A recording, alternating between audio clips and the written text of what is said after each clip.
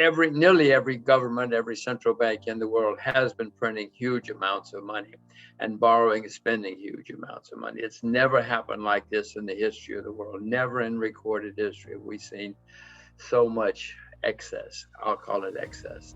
They think it's normal. They think it's fine. And this has caused many markets to go up a lot.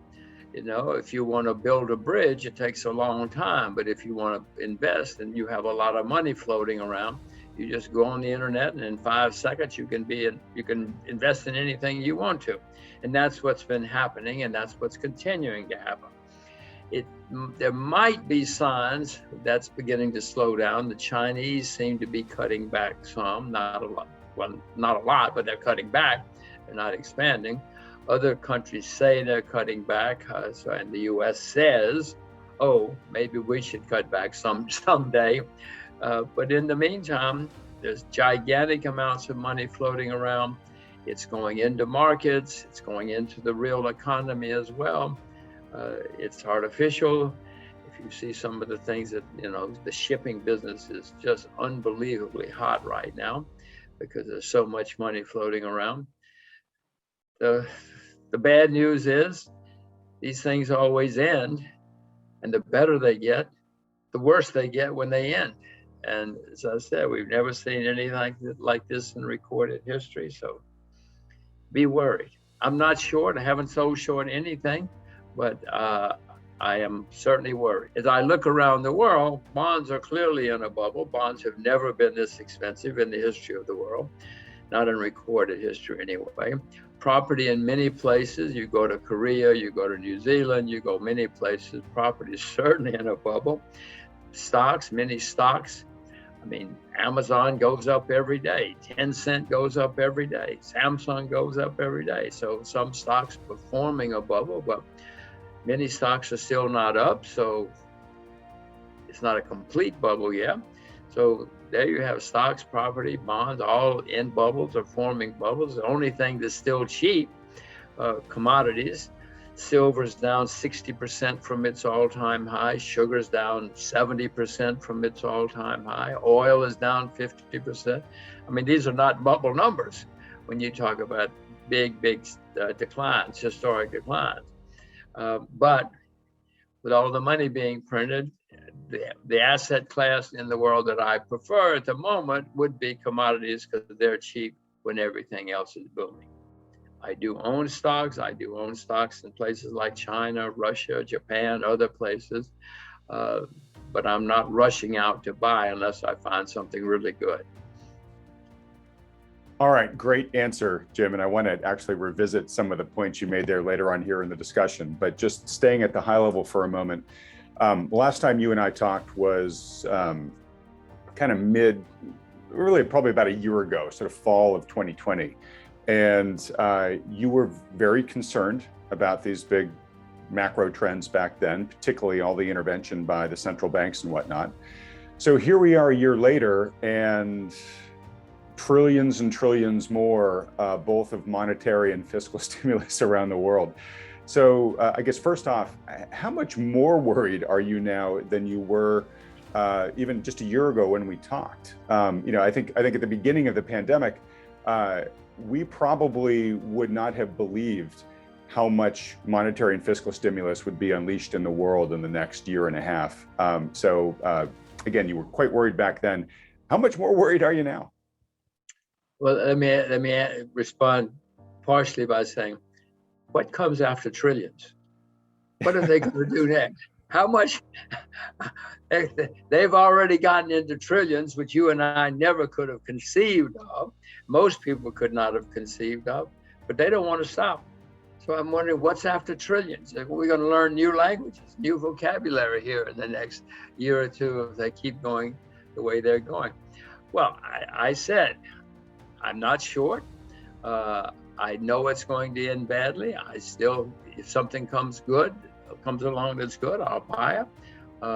But Adam, I know this is going to end very, very, very badly. To repeat, the better it gets, the worse it's going to get when it comes to an end.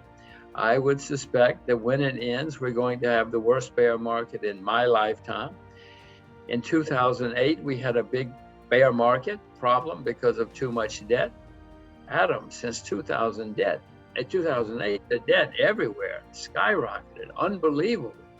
Even China has debt now. China didn't have debt 20 years ago, 15 years ago, but even China has a lot of debt now. Who's going to save us? The Chinese saved us in 2009 because they had a lot of money saved for a rainy day and they started spending it. They don't have a lot of money to spend now. Who's going to save us? North Korea?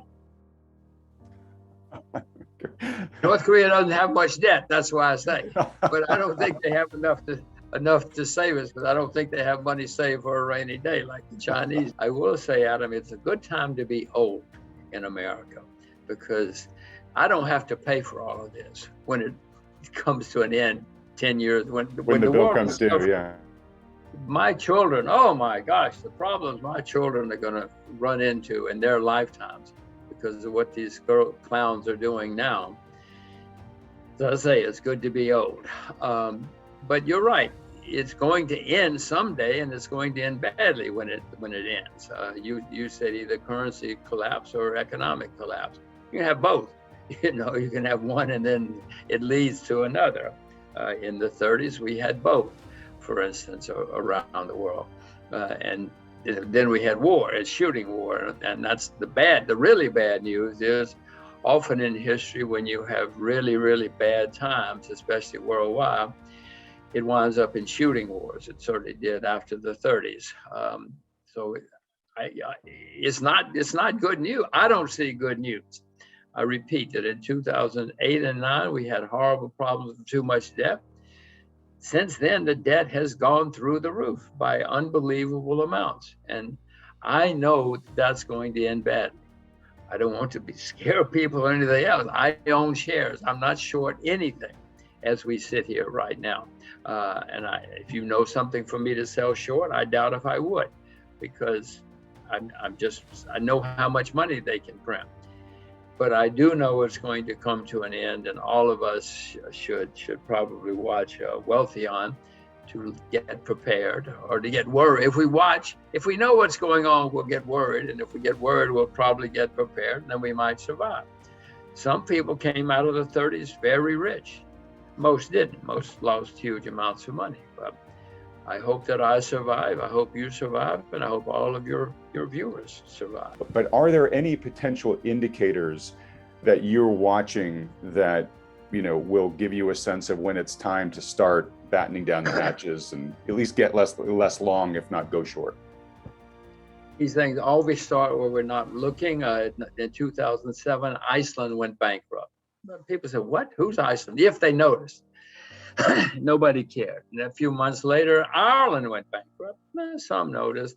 A few months later, Bear Stearns went bankrupt. Now we're starting to notice. And then BlackRock went bankrupt, in the big bank in England. And then eventually, Lehman Brothers went. Well, then it's on the evening news. Then everybody knows. So my point is, these things snowball, and they start where we're not looking. And it may have already started, for all I know. I've seen some small places having problems.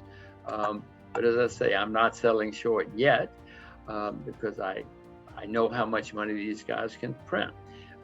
And what I would suspect is going to happen, Adam, is somewhere along the line, next month, October, it's a good month. October, stocks go down in lots of places. Well, then they're going to really panic, and because they want to keep their jobs. And so they're going to print even more money. And so we'll have a rally. But I would suspect that would be the last rally because there's only so much. I mean, eventually the market says, wait a minute, guys. We've seen this movie before. We know how it ends. We don't care how much money you print. So that in that kind of scenario, we go down in October, and this is not a projection, but it's not a prediction. This is just a scenario. Go down in October, they print a lot, have the big year-end rally, and then 2022 is a serious problem. Probably the beginning of a serious problem, because, as I said, the next bear market is going to be the worst in my lifetime because of all this staggering amount of debt.